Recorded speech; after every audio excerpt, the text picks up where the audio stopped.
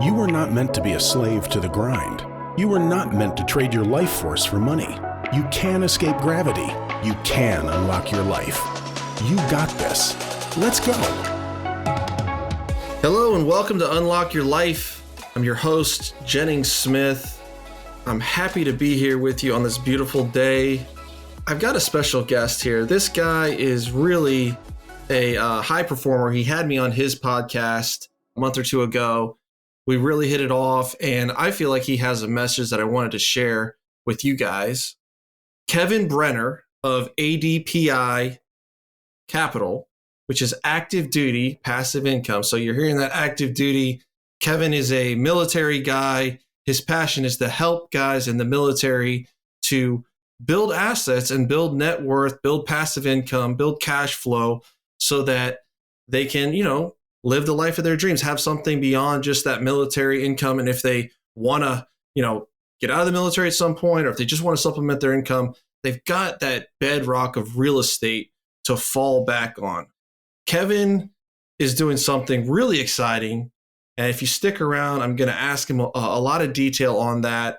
It's a fund that he's structured in a different way. So if you're an investor looking to just get started, but maybe you don't have $50,000, $100,000, maybe you're not a sophisticated investor, but you want to dip your toe into real estate, I think this is going to be really, really interesting to you. And if you're a syndicator such as myself, or if you're looking to raise capital, I think this is a really unique take that Kevin took on this. It's got a bit of a higher barrier to entry, but he thinks it's going to pan out for him. And I want to dig into the details on that. So Kevin, welcome to the show. Thanks for joining us.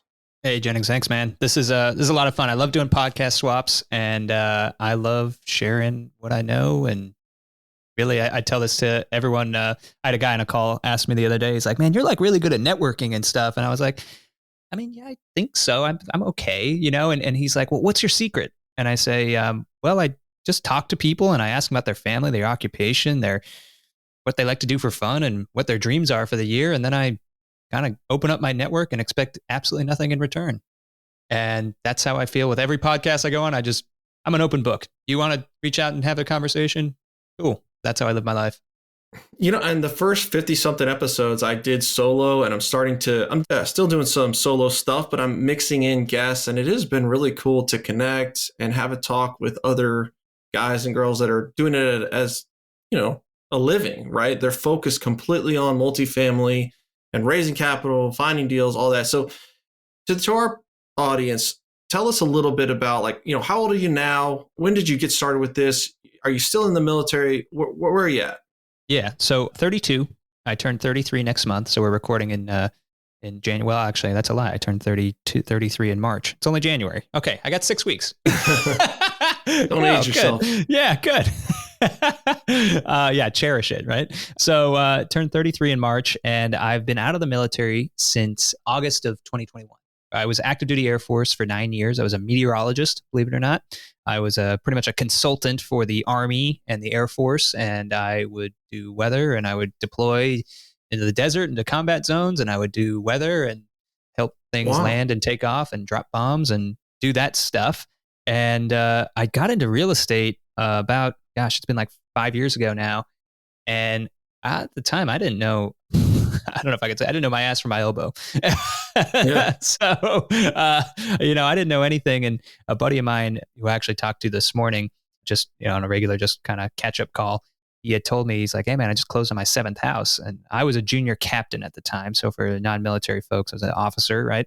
He was a first lieutenant. So he was lesser ranked than me. Therefore, he made less money than me. And I was like, well, that's impossible because I rent my apartment, I have a car, and I have a motorcycle. Both have car payments on them. Like, there's no way you can have 7 houses. It doesn't make sense. And he started telling me about good debt. And he started telling me how his tenants are paying everything down and cash flow and all this stuff.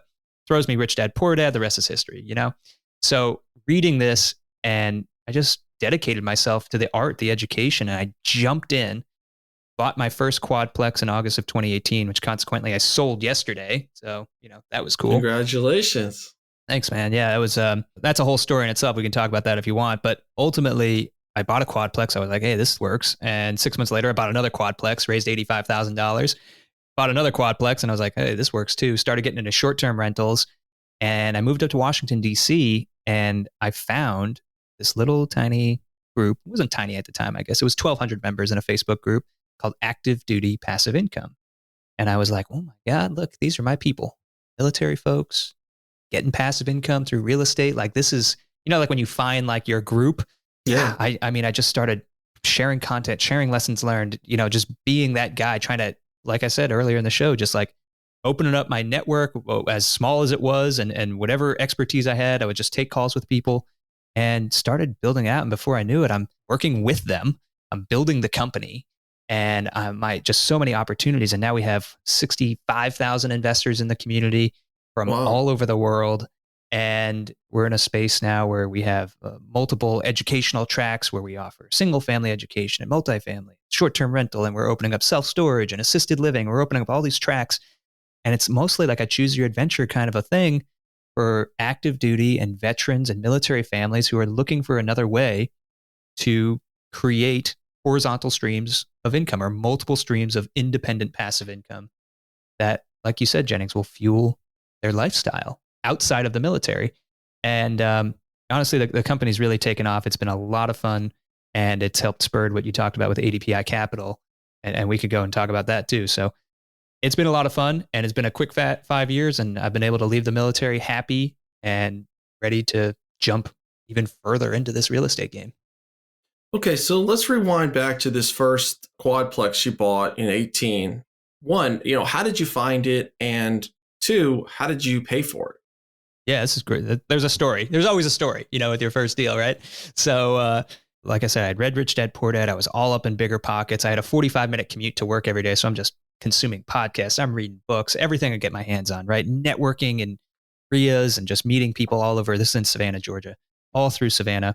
And I talked to a realtor who happened to be a West Point guy. And I said, hey, Win, what do I do here? And he's like, well, you have a VA loan, right? And I was like, yep. He's like, you can get 4 units with that VA loan. And I was like, nope. He's like, yep, you can get up to 4 units with your VA loan. And I was like, really? He's like, yeah, you just live in one, you rent out the other 3, and there you go. And I was like, okay, well, let's start looking at 4-unit places. And, we looked and we struck out a couple of times and we did the dance. And finally we find this one. It's been on the MLS for a hot minute. So I found it on the MLS. And, the lady who was selling it, she was simply just old. She'd been a landlady, a professional landlady for 30 years in Harlem. She owned this building for 20 years. She was in her 80s when she was selling this. She still lived in the unit. Wow. And this lady, rest in peace, Mrs. Anderson, by the way, she did not have the internet. She barely had a telephone. And she was advertising. Where do people advertise when they don't have the internet? The newspaper? Penny Savers, baby. That little newspaper that you walk in and go in the Piggly Wiggly in the Georgia. Yeah. For rent. Uh-huh. And you wouldn't believe, she's renting these apartments that should be $1,000 a month. She's renting them for $600 a month. Imagine the type of tenant that you're getting for $600 a month. Yeah. These people were terrible tenants. They weren't paying her on time. They were taking advantage of her. She's self-managing this building that she owns. So long story short, I ended up purchasing with my VA loan, $350,000. So $350,000 purchase. I get a line of credit from other stocks that I had going. I get a line of credit against that for about, it was like $30,000. And it was just a revolving line of credit. So I started rehabbing each apartment. Each one, tenant leaves, rehab it. Rent goes up, from $600 to $1,200. Well, over time, it started like $900, the next year like $1,000, and so on and so forth. And yesterday, I sold that building for $815,000. Oh, wow. And what do you think you put into it with the rehab? Beyond the purchase price? About 65. So it was about 3,300 because I had like some fees, like funding fees, lender fees, blah, blah, blah, to, whatever. But it was a VA loan, so 0 down, right? Oh, 0 down. I thought still had to put down 4 or 5%. Oh, dude. VA loan, 0 down, baby. So 0 down, and I had like $3,300 and I put about 65,000 into it over 4 years. And the cash flow paid for those, it just paid down the revolving line of credit. I'd rehab, do the thing, right? So the whole thing, it shook out, turned out to be about a 12x equity multiple. Yeah, It's just an insane deal, but like, I forget, it's like 29% cash on cash return and like a 59% IRR or something in 4 years. But I walked away from the table yesterday with about $405,000 that I'm 1031ing into into some assisted living homes and do a partnership. And we're going to buy these businesses, and it's going to be a happy day. Wow. So it didn't happen overnight, but you're just seeing the real big payoff. I'm sure you were making a little bit of cash flow, but we all know real estate. I mean, the major win is buying it right and then exiting it correctly. And, in that story, a couple things stood out to me was, number one, focused intent, right? You're out there, you're thinking about, how do I do this? You're reading, you're listening to podcasts, you're using your time in the car. And then you identified a mentor, somebody that had done it before. Let me take you by the hand, help you, avoid some of the pitfalls that they may have done. And also, I think that gives you a little bit of accountability, right? Like, we're doing this thing. I think the first step is that obsession. And if you want to make, a living out of this and you really want to build a big portfolio, you really have to get obsessed about it. I mean, I was the same way, just got completely obsessed about real estate, learning the ins and outs, just building value in myself on how to do this stuff. And then you weren't afraid to get dirty, do those renovations, get the line of credit, take the risk. I mean, because still no money down, you still got to pay that $350,000 note every month. Oh, yeah. Yeah. And dealing with people that were maybe not the best tenants. No, the one guy stole all the doorknobs when he left. Yeah. Yeah. Well, yeah. And the crazy thing was, so obviously it's a VA loan, it's a residential loan product. You have to move into the building, right? Well, I purchased this thing 2 weeks after I close on this thing. I get orders. You're going to Washington, D.C. The Pentagon is calling. And I was like, what do I do now? And I had to work it out. I had a network of investors that I met, and they're like, so just do it remotely. And I was like, you can do that? And they're like, yeah. They're like, it's actually better because then you're not forced to drive by it and like get all, pedantic and crazy about it. And then I became a long distance real estate investor in a matter of weeks. And it's crazy how that works out. A lot of people don't realize that you can do that. It's so foreign, especially these small single family rental guys. They're like, if it's not in my town, I'm not buying it. And there's a lot to be said about knowing your market and being local. I think is great if you can, but you may live in an area that it's not conducive to that. My first 12 unit I bought was 5 hours away. And I think I went there 3 or 4 times over the whole ownership period of it. And you don't have to be right on top of that. So now, what did the government say about you, getting this loan because you were going to live there and now you're moving out? Did they have an issue with that? No. So there's a couple of exceptions. Obviously, if the government is moving you, then you get excused from that clause of having to move in. Same thing. There's actually other qualified exceptions too. Like if you're going through a divorce and your family status changes, if you get a new job and you get relocated, I think there's like a mileage thing. It's like more than 40 miles away. I don't know. You got to talk to a lender. Over at ADPI Lending, we can help you out with that now. Shameless plug.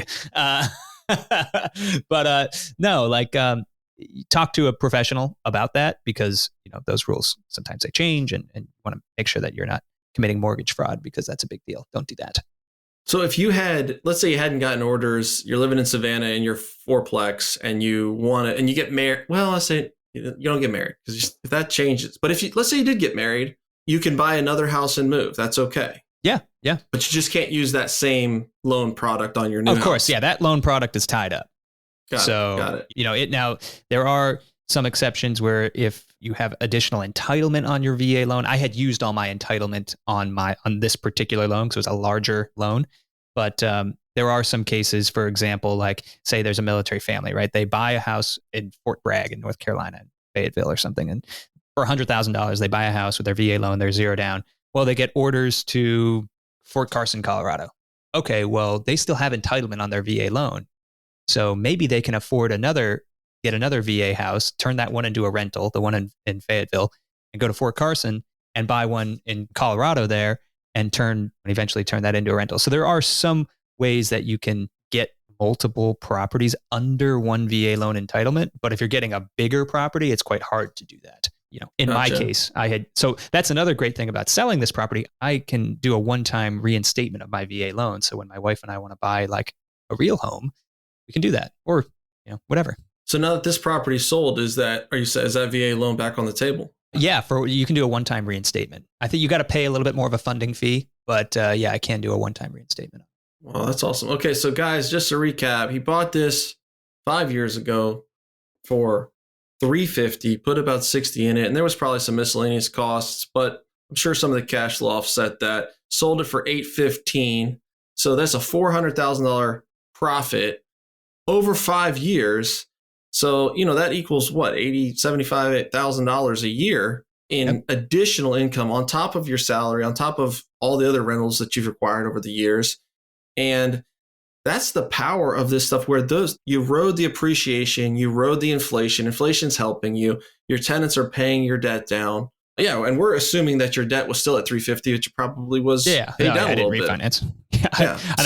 I did an EARL, which is an interest rate reduction loan, refinance, where you can, it's specific to the VA, and they don't do an appraisal. It's a non-appraisal, and they'll just reduce your interest rate because I think I bought it in 2018. It was like 4.5% or something. But when interest rates were rock bottom, I did an EARL, and I got it down to 2.25%, and I kept it at 2.25%.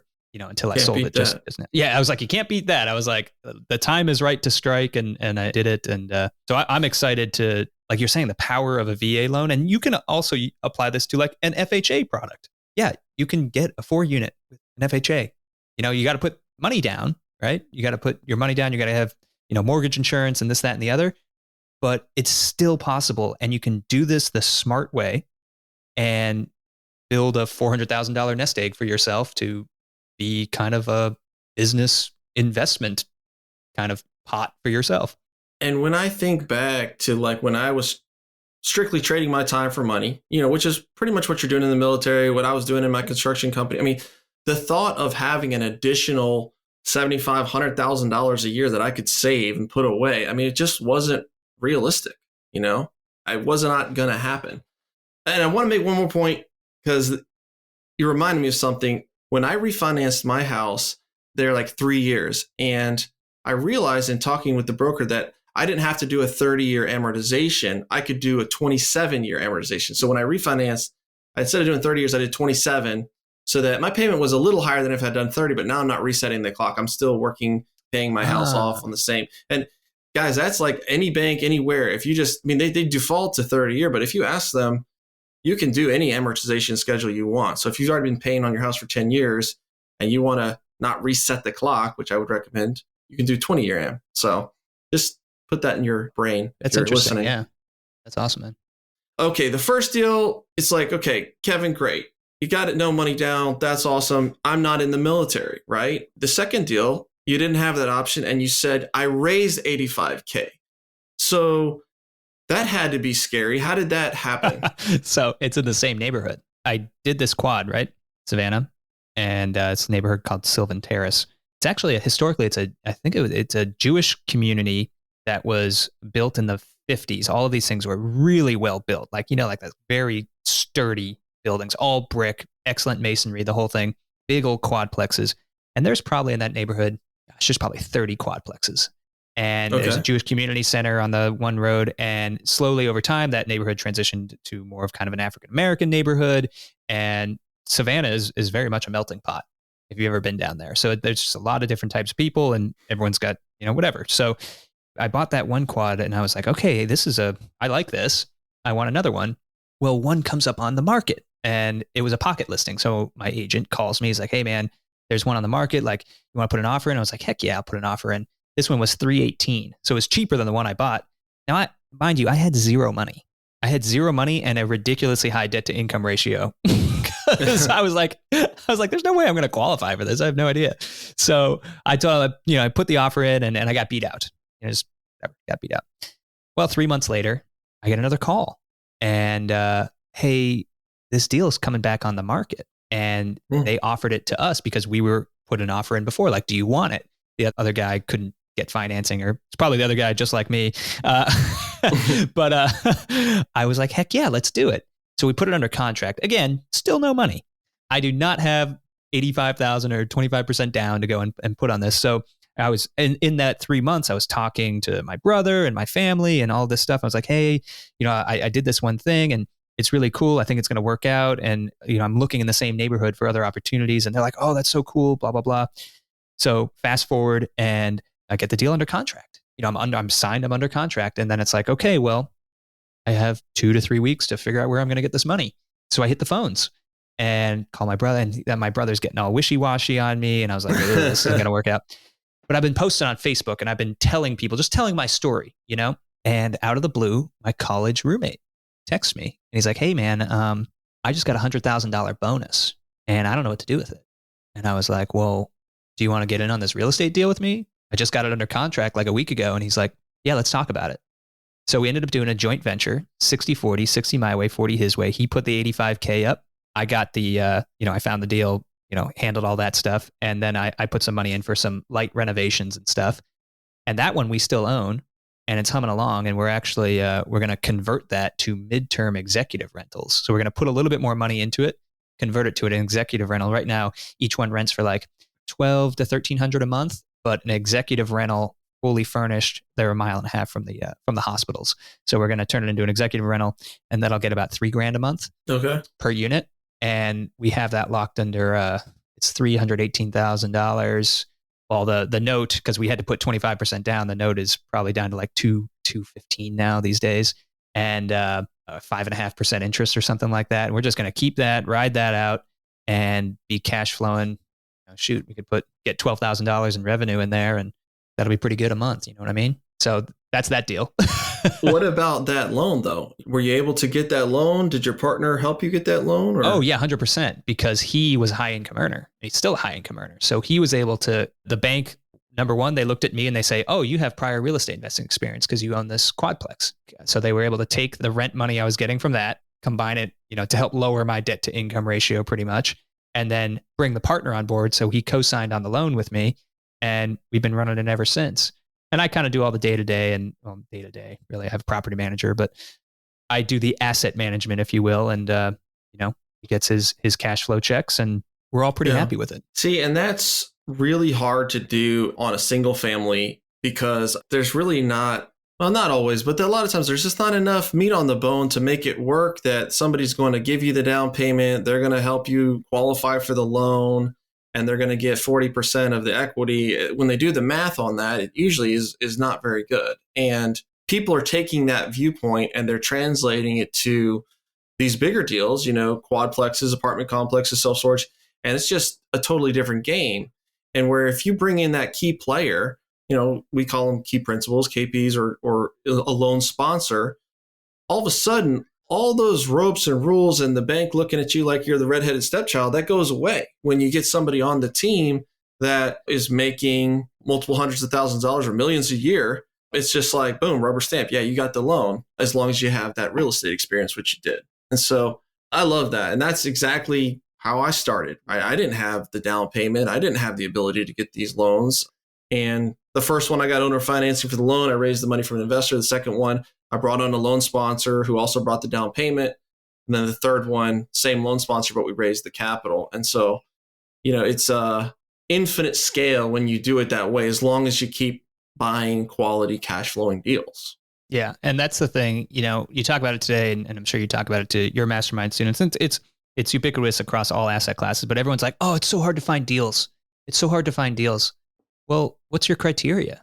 What is a deal to you? Like, what's your criteria? And are you looking in places where you're not going to find, like, are you looking on the MLS? Yeah, it is hard to find deals.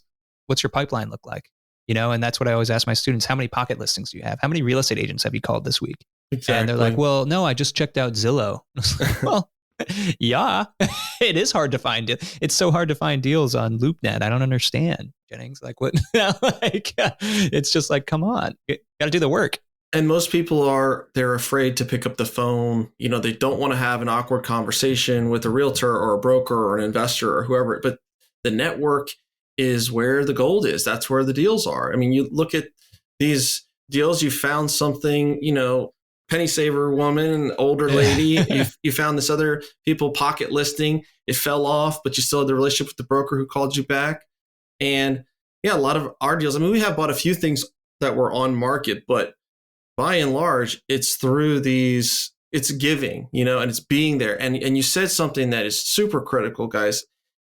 He said he told his story. He's been documenting what he's been doing. Like, I bought this quadplex in Savannah. This is how I structured it. This is what the rents are. This is how I rehab. He's just educating, teaching, giving value. And because of that, an old roommate that you probably never would have called and asked for $100,000, Oh yeah, reached 100%. out to you. I had no idea he was making that kind of money, A, and B, let alone the money. I had no idea anyone else I knew was interested in real estate. Absolutely. And if you don't put up your hand and say, this is what I'm doing, how can they know? How can they know to help you? How can they know to connect with you?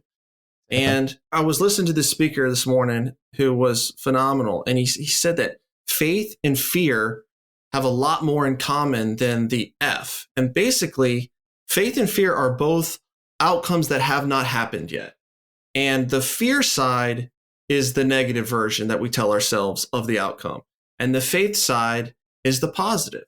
And whatever we're, focusing on is what's going to grow. And we don't make the call because we fear the outcome that maybe isn't going to happen and that outcome is going to be negative. We're going to talk to somebody, they're going to reject us. We're going to call a broker, they're going to figure out that we're a fraud, we don't know what we're doing, and they're never going to talk to us again, or whatever we think is going to happen. Versus the faith of, well, maybe they're going to be interested. Maybe they're going to want to invest with me. Maybe they do have a deal. Maybe a deal just came across their desk this morning, or it's going to come across their desk tomorrow because I called them. I'm top of mind. And it's just that flipping the script of I'm going to live my life in faith of belief of that these outcomes can be positive. So what do I have to fear? I'm going to put it out there. Yeah, absolutely. I couldn't agree more, man. Having that belief in yourself and knowing that as long as you understand like the key principles of real estate investing, buy right, that's where you make your money. You make your money when you buy. Like I didn't make $400,000 yesterday when I sold it. I made it when I bought it for that price, and I knew what was happening in the market. I knew more people were coming to Savannah, and I could taste it almost just living there. Well, in a cost basis of, pencil quick back of the napkin math, a cost basis of $75,000 a unit and another 10 to 20 grand of capex, which some of that was cash flowed.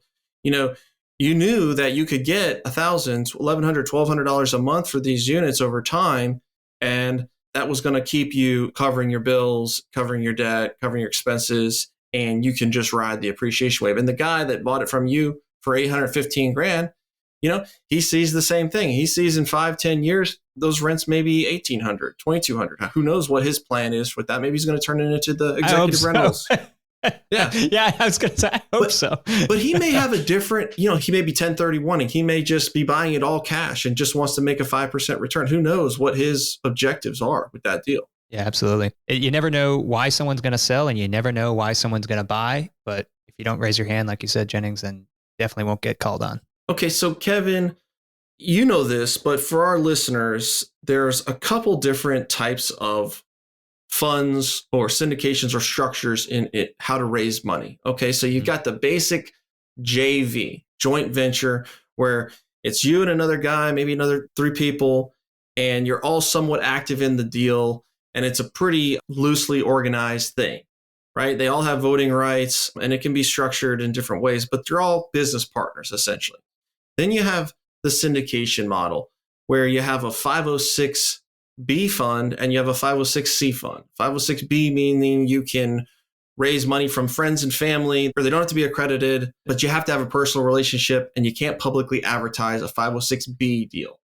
Then C, you can advertise it. You can blast it out there on Facebook groups, email lists, whatever, but everybody has to be an accredited investor making $1 million a year or $200K in income or $300K jointly. And they got to prove it, right? You've got to document that and you've got to submit that and you got to play by those rules. So 506B is a lot easier. They have to say, yes, I understand the risks, but you have to have a relationship. But you're doing something that's outside of kind of the norm of the 506B or A or 506B or C or the joint venture. You're doing a Reg A fund, a Regulation A fund, which is, I believe, you can have non-accredited investors, very low minimums, and you can publicly advertise this. Is that correct? Yeah.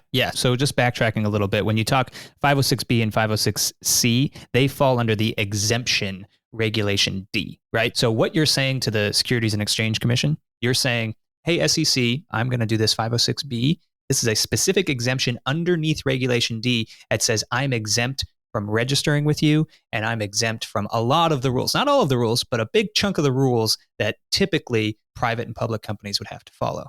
Now, what's different? A Regulation A, you are saying, I am going to register with the Securities and Exchange Commission. And part of that is a massive bureaucratic just process. You know, it just takes a long time. You have You to can jump say through a nightmare. lot of hoops. Yeah, yeah. You got to jump through the hoops. You got to, kind of go through those steps, and it takes a while and all of that stuff. But when you are qualified by the Securities and Exchange Commission under a Regulation A, in this case, it's a Regulation A plus a Tier 2. There's a Tier 1 and a Tier 2. Y'all listeners can look it up. Tier 2 is way better. Tier 1's kind of silly. But you want to do a Tier 2. And what that allows you to do is raise from an unlimited number of investors. They don't have to be accredited. They don't have to be sophisticated. Your minimums can be as low as $10 a share, and you can openly solicit once you're qualified, obviously. You can advertise, you can do whatever you want. So this really got popular. This model started, the rules changed back in like 2015. So Fundrise started in 2012, and they kind of spurred this idea. And then really crowdfunding, because this is all crowdfunding, right? Crowdfunding became really popular, not so much in the real estate space, but in the venture capital space. Like, let's fund this company. And crowdfunding at the time, the SEC said you can raise $5 million in a year, and you can pretty much get a company off the ground. And you can raise it from unsophisticated, unlimited amount of investors, and everyone gets equity share, and everyone's happy, right? Well, they changed the rules in 2015. Fast forward, they changed the rules to say, oh, you can raise up to $75 million a year. Because the market was saying $5 million, that's just not a lot that's not enough money, especially to go through all that bureaucratic tape. Exactly. So the SEC flexed a little, and they said, okay, let's set up this Regulation A plus, because before it was just a Reg A. Let's set up this Regulation A plus, and we'll say you can raise up to $75 million a year, but you have to go through a little bit more stringent operations. And really, it got the nickname as a mini IPO. So a initial public offering is what public companies do when they ring the bell on the stock exchange, ding, ding, ding, ding, ding. Yeah, this one, that one. They ring that bell, and they're a public company, right? They're listed. So that means you're going through all of the audits and the turning in the financial documents and pretty much the whole deep dive. Very similar on the Reg A side, a little bit less. They call it a mini IPO. And once you get through and over that qualification hurdle, to which we are very close, you can really raise a lot of money and be relatively free to put it in ventures that you think are going to be the best for your investors. And so, yeah, I went to your one of your websites, and it had a invest with as little as $500. I assume that is for your Regulation A plus fund. And what will you do with this? So if you're listening, guys, this is a way to get involved with as little as $500, and you can get involved in real estate deals, short-term rentals, single-family homes, multifamily syndications. But what are you going to do with this? Are you going to be buying properties cash? Are you going to be buying, with debt? Are you doing like stabilized assets? Are you doing heavy rehabs with all the cash, then refinancing them? What's the plan for the fund? Yeah, so it's really exciting, actually, because this idea started within just building ADPI. Because like I mentioned, we have 65,000 plus now investors in the community. They're all military, active duty, veterans, the whole thing. And they would see us do deals, and they say, oh, God, how can I get involved in this 100 plus, this 200 unit mobile home park that you just did? Or how can I do this? And our answer at the time was, well, we can teach you. And you can take the course and do the mastermind and do this, and that, and the other, and you can learn and you can do it yourself. But we didn't have space on the JV, and they were all syndications themselves.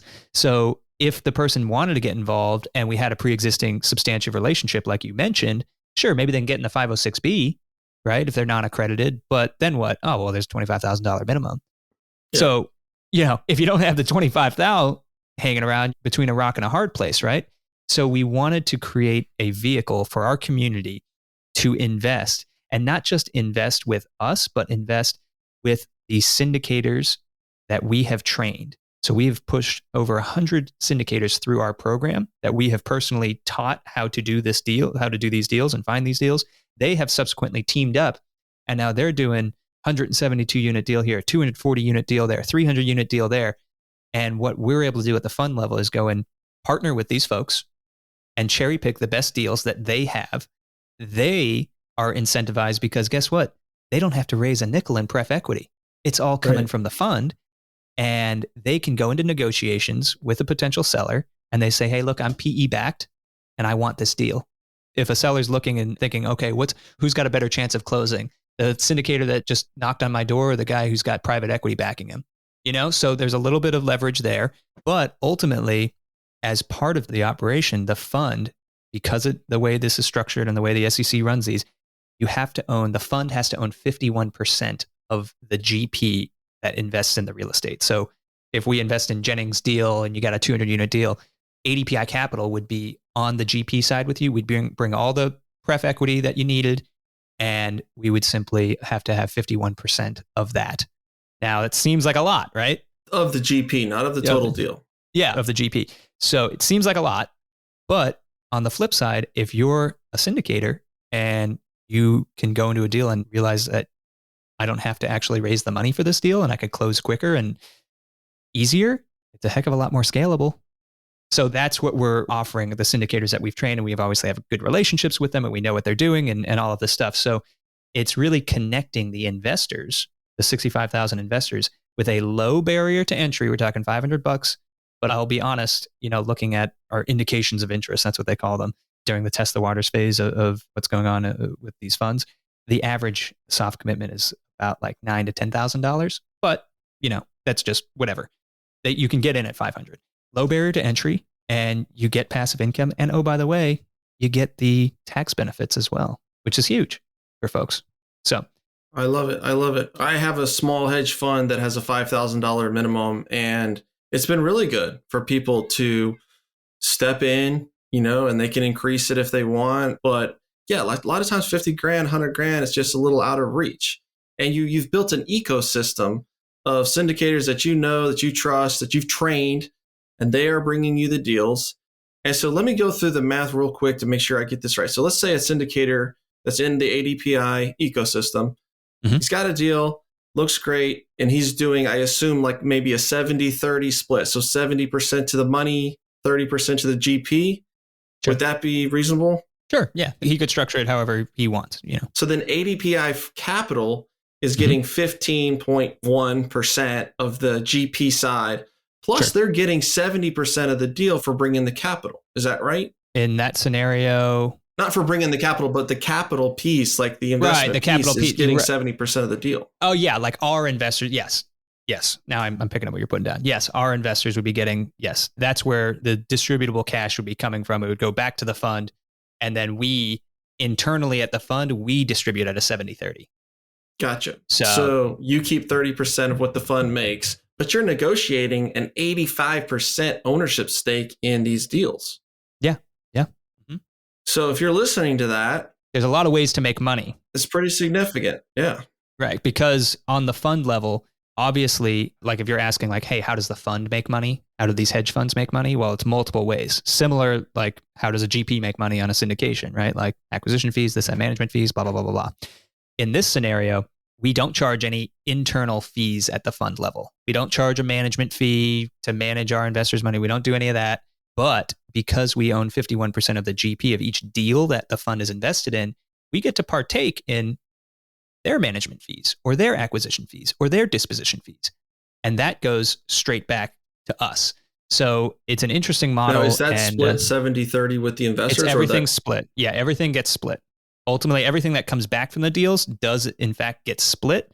But it works out very well for us in a way that ultimately it is a vehicle for our vision of allowing our investors a low barrier entry to invest in these deals. And like you said, Jennings, get their feet wet. Yeah. Get your feet wet, understand what's going on, get the tax benefits, get some equity, and invest with people that you know, love, and trust, and go for it. And that's whether you're busy, whether you're doing single family deals on the side, it doesn't matter. Like at the end of the day, it's all about multiple streams of independent passive income. Those streams build the tributaries, and those tributaries combine into a river of cash flow that you can live your life and become financially free to do what you want with who you want, where you want. Yeah. It seems like this model really aligns the investors' incentives with their best interest, I guess. I think some syndications, it's like heavy on the acquisition fees, heavy on the management fees. There's definitely no partaking in that from the investment side. And you've kind of found an elegant way to align those incentives. I like it. But got to ask a question. I think some of my listeners would be familiar with Grant Cardone. This is running through my mind.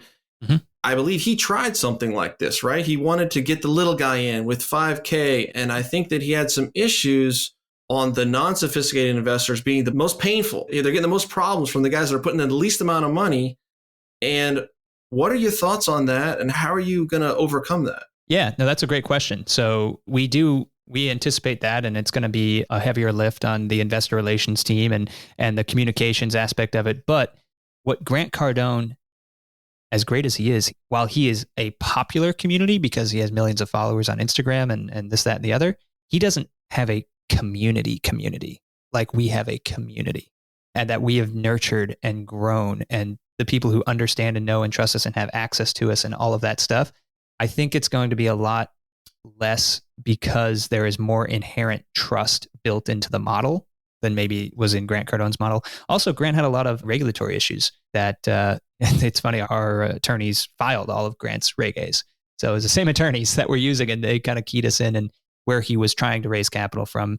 There are some states that make it even more difficult if you don't have a broker-dealer on board, to which he didn't, and we do. So there's a little bit of differences there. But as far as the investor relations, yeah, you're absolutely right. It is typical that the lower threshold of investor that you have, the more questions, because to them, $1,000 is a lot of money, So you got to think about that. And they have to be comfortable with the level of risk and how everything's going to work. So it all comes down to clear and concise messaging, but also innate to the trust in the community that we have built over these years. And that's why we're the largest military real estate investing community on the planet. Yeah. And I think that there's definitely something to be said with the tribe aspect of, you guys are all servants of your country. You're all military men and women. And there's a bond there. And, I think the structure of your fund sounds pretty equitable towards the investors. So I'm really excited to see how it turns out and the challenges you overcome. I mean, because there's definitely too much capital, not enough deals, Sure. Forcing yourself to take on bad deals because you want to place this capital and get it working and make the fees, but then you can get in trouble on the backside. So you got to be disciplined. And I'm excited to see how that works because, $75 million, if you guys, what do you think you'll raise in this first round? So this first round, we're going for 10 million. And for that exact That's reason, because we don't want to be in a spot where it's like, oh yeah, you invested 10 months ago and we haven't invested your money yet. Like, no, that's not where we want to be. Instead, we want to make sure that we build it slowly and responsibly and ultimately with our limited partners' best interest in mind. And that's really what it is. Yeah, man, I'm excited to get this kicked off, and 2023 is going to be a big year. It's going to be a building year on that front. But as we see the market continue to shift and things come back into play, I'm sure you read the latest CPI report, and inflation is steadying, It's plateauing. So we'll see what that does. Falling through the floor, man. Rates are coming down next month, I think. Yeah, right. We'll see. I'm a little skeptical, but point is, things are shifting. So it might not be that bad of a position to be held out as long as we have been working this bit right now. So we're excited. Awesome, man. Well, hey, thanks for joining me, Kevin. And what is the best way if somebody's like, oh, dude, I'm interested in that fund, or I'm interested in short-term rentals, single-family rentals, training, like how do they connect with Kevin Brenner and ADPI? Yeah. So the best way is to check out our website, so activedutypassiveincome.com. It's 4 words that mean a lot. And if you're thinking of your listeners out there like, oh, well, I'm not active duty, it doesn't matter. Veterans, military families, you're all welcome into the community. And we're excited to be able to bring that. So any of our educational stuff is on there. Our free master classes. We have so many. We give away our #1 best-selling book for free. All that stuff you can have among a bunch of other stuff. And if you're interested in learning about the fund, it's just adpicapital.com. You can learn more about that there. But ultimately, learning about what the community is going to lead you down that path, and you'll understand how strong the community is. And we're just excited to be able to continue to grow and build this. Awesome, Kevin. Well, it's always fun, and definitely have you on again, maybe, a couple months down the road once you launch, see how things are going. Yeah, absolutely. I'll be looking forward to updating your audience. All right, Kevin. Well, have a great week. And to our listeners out there, appreciate you tuning in. Make sure you take an opportunity to begin the process, building those habits, investing in yourself, to unlock your life. I'm Jennings Smith, and we'll see you next week. Peace.